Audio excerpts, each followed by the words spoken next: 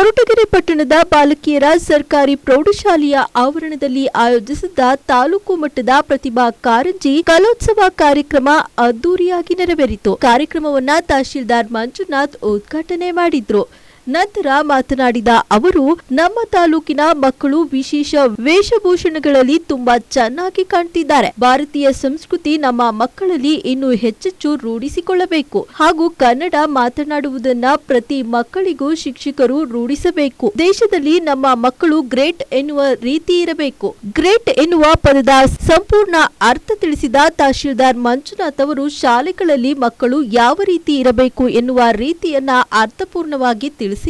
ತಾಲೂಕಿನ ಹಳ್ಳಿಗಳ ಶಾಲೆಯಿಂದ ತಾಲೂಕು ಮಟ್ಟದ ಪ್ರತಿಭಾ ಕಾರಂಜಿಗೆ ಆಯ್ಕೆಯಾಗಿದ್ದ ವಿದ್ಯಾರ್ಥಿಗಳು ತಮ್ಮ ಕಲೆಯನ್ನ ನೃತ್ಯದ ಮೂಲಕ ನೋಡುಗರ ಮನಸೆಳೆದ್ರು. ತಾಲೂಕು ಮಟ್ಟದ ಪ್ರತಿಭಾ ಕಾರಂಜಿಯಲ್ಲಿ ಶಾಲಾ ಮಕ್ಕಳು ದೇಶಭಕ್ತಿ ಸಾರುವ ವಿವಿಧ ವೇಷಭೂಷಣಗಳನ್ನ ತೊಟ್ಟು ರಂಜಿಸಿದ್ರು. ಅದರಲ್ಲೂ ನಮ್ಮ ಭಾರತ ಮಾತೆಯ ಈ ನೆಲದ ಪಾರಂಪರ್ಯ ವಿಶೇಷ ವೇಷಭೂಷಣವನ್ನ ತೊಟ್ಟಿದ್ದ ಶಾಲಾ ಮಕ್ಕಳು ಯಶಾ ಫೌಂಡೇಶನ್ ಶಿವಲಿಂಗದ ರೂಪದಲ್ಲಿ 2ನೇ ತರಗತಿಯ ಮಗು ನೋಡುಗರ ಕಣ್ಮನ ಸೆಳೆಯಿತು. ಮತ್ತೊಂದು ಕಡೆ ಕಾಳಿಕಾದೇವಿ ರೂಪ, ಒನಕೆ ಒಬ್ಬವ್ವ, ಸರಸ್ವತಿ ದೇವಿ, ಬುದ್ಧ, ಹೆಣ್ಣು ಮಕ್ಕಳ ಉಳಿವಿಕೆ ವೇಷಭೂಷಣ, ದಿನಪತ್ರಿಕೆಯ ಅಲಂಕಾರದಲ್ಲಿ ದಿನಪತ್ರಿಕೆ ಓದು ಎನ್ನುವ ರೀತಿಯ ಅಲಂಕೃತಗೊಂಡು ನಿಂತಿದ್ದ ಶಾಲಾ ಮಕ್ಕಳನ್ನ ಕಂಡು ತೀರ್ಪುಗಾರರು, ಗಣ್ಯರು, ಶಿಕ್ಷಕರು ಹಾಗೂ ಪೋಷಕರು ವಿಸ್ಮಿತರಾದ್ರು. ವಿಶೇಷವಾಗಿ ಭ್ರೂಣ ಹತ್ಯೆ ಮಹಾಪಾಪ, ಹೆಣ್ಣು ಮಕ್ಕಳನ್ನ ಉಳಿಸಿ ಹೆಣ್ಣು ಮಕ್ಕಳು ಹುಟ್ಟುವುದೇ ತಪ್ಪು ಎನ್ನುವುದನ್ನ ಅಳಿಸಿ ಮನೆಯ ಮಹಾಲಕ್ಷ್ಮಿ ಎಂದು ಬೆಳೆಸಿ ಎನ್ನುವ ವಿಶೇಷ ವೇಷಭೂಷಣವನ್ನ ತೊಟ್ಟಿದ್ದ ಹೆಣ್ಣು ಮಗು ಕಾರ್ಯಕ್ರಮದಲ್ಲಿ ನೆರೆದಿದ್ದ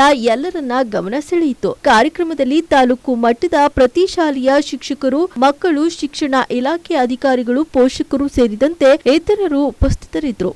ಓದಂತ ಮೊನ್ನೆ ಸಂಡೇ ದಿನ ಭಾನುವಾರ ದಿನ ಓದಿದಂಥ ವಿಷಯವನ್ನ ನಿಮ್ಗೆ ಹೇಳ್ತಾ ಇದ್ದೀನಿ. ಯಾವುದೇ ಒಬ್ಬ ವ್ಯಕ್ತಿ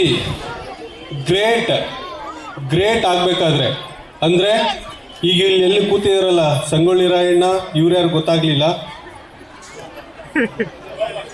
ಮಕ್ಕಳ ಕಲ್ಯಾಣ ಇಲಾಖೆ ಪ್ರಾರಂಭ ಆಗಿ ಇವತ್ತಿಗೆ 50 ವರ್ಷ ಆಯಿತು. ಕರ್ನಾಟಕ ರಾಜ್ಯ ಸರ್ಕಾರನೂ ಕೂಡ ಇವತ್ತ ಒಂದು ಕಾರ್ಯಕ್ರಮವನ್ನು ಹಮ್ಮಿಕೊಂಡು ಅದನ್ನು ಸಂಭ್ರಮಾಚರಣೆ ಮಾಡ್ತಾ ಇದ್ದಾರೆ. ಅದೇ ರೀತಿಯಾಗಿ ಸರಸ್ವತಿ ದೇವಿ, ಸ್ವಾಮಿ ವೆಂಕಟರಮಣ ಮತ್ತು ಆ ಕಡೆ ಲಾಸ್ಟ್ ಅವರು ಒನಕೆ ಓಬವ್ವನ. ಬಟ್ ಕಲರ್ ಒಳ್ಳೆಯದೇ, ನೋಡಿದ್ರೆ ಖುಷಿ ಆಗುತ್ತೆ. ಇಂಥ ವ್ಯಕ್ತಿಗಳು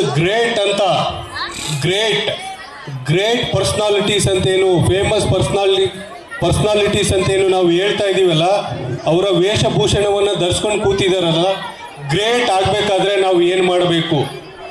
GREAT ಗ್ರೇಟ್ ಆಗಬೇಕಾದ್ರೆ ನಾವು ಮೊದಲನೇದಾಗಿ ಒಂದು ಗೋಲ್ನ ಸೆಟ್ ಮಾಡ್ಕೋಬೇಕು. ಏನು ಮಾಡಬೇಕು? ಗುರಿಯನ್ನು ಇಟ್ಕೋಬೇಕು, ಗೋಲ್ನ ಸೆಟ್ ಮಾಡ್ಕೋಬೇಕು. ಆಮೇಲೆ ಆ ಗುರಿಯನ್ನು ಮುಟ್ಟೋದಕ್ಕೆ ಏನೇನು ಮಾಡಬೇಕು ಅಂತ ಓದ್ಕೋಬೇಕು. R ಅಂದರೆ ರೀಡ್, ಓದ್ಕೋಬೇಕು. ಆಮೇಲೆ GRE ನಿಮ್ಮ ಎನರ್ಜಿಯನ್ನು ಎಲ್ಲ ಅದನ್ನು ಆ ಗೋಲ್ನ ಗುರಿಯನ್ನು ಮುಟ್ಟೋದಕ್ಕೆ ನಿಮ್ಮ ಶಕ್ತಿಯನ್ನು ಮೀರಿ ಪ್ರಯತ್ನ ಮಾಡಬೇಕು. ಯಾವ ರೀತಿ? A ಅಂದರೆ ಆ್ಯಕ್ಷನ್, ಪ್ರಯತ್ನ ಮಾಡೋದಕ್ಕೆ ಆ್ಯಕ್ಷನ್ ಅಂತ ಹೇಳ್ತೀವಿ, ಕ್ರಿಯೆಯನ್ನು ಮಾಡಬೇಕು ನಾವು. T ಅಂದರೆ ಒಬ್ಬ ಟೀಚರ್ನ ಹಿಂದೆ ಇಟ್ಕೊಂಡು ಅವರ ಒಂದು ಮಾರ್ಗದರ್ಶನದಲ್ಲಿ ನಾವು GREAT ಮಾಡಿದಲ್ಲಿ ಡೆಫಿನೆಟ್ಲಿ ಈಗ ನಾನೇನು ನಮ್ಮ ದೇಶದ ಮಹಿಳೆಯರ ಹೆಸರುಗಳನ್ನು ಹೇಳ್ತಿದ್ದೀನಿ, ಅದರಲ್ಲಿ ನೀವು ಒಂದು ಆಗೋದಕ್ಕೆ ಯಾವುದೇ ಸಂಶಯ ಇಲ್ಲ. ಅದಕ್ಕೆ ನೀವೆಲ್ಲರೂ ಇಲ್ಲಿದ್ದೀರಿ ಅಂತ ಹೇಳೋಕ್ಕೆ ನಾನು ಭಾವಿಸ್ತೀನಿ. ಗ್ರೇಟ್. G ಅಂದರೆ ಗೋಲ್ ಸೆಟ್ ಮಾಡ್ಕೋಬೇಕು. R ಅಂದರೆ ಅದಕ್ಕೆ ತಕ್ಕಂಥ ವಿಷಯವನ್ನು ಅಧ್ಯಯನ ಮಾಡಬೇಕು.